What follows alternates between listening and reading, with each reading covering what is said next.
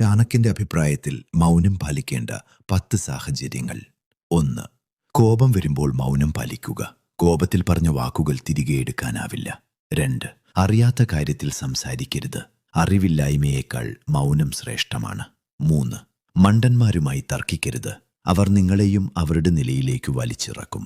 4. സ്വന്തം രഹസ്യങ്ങൾ വെളിപ്പെടുത്തരുത്. രഹസ്യങ്ങൾ സൂക്ഷിക്കുന്നവനാണ് സുരക്ഷിതൻ. 5.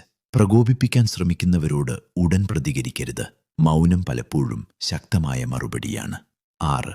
വാക്കുകൾ കൊണ്ട് ഗുണമില്ലെങ്കിൽ സംസാരിക്കരുത്. ആവശ്യമായിടത്ത് മാത്രം സംസാരിക്കുക. 7. കൂടുതൽ കേൾക്കുകയും കുറച്ച് സംസാരിക്കുകയും ചെയ്യുക. കേൾക്കുന്നതിലൂടെ കൂടുതൽ പഠിക്കാം. 8. വികാരങ്ങൾ നിയന്ത്രിക്കാൻ കഴിയാത്ത സമയത്ത് മിണ്ടാതിരിക്കുക. ശാന്തമായ ശേഷം തീരുമാനമെടുക്കുക.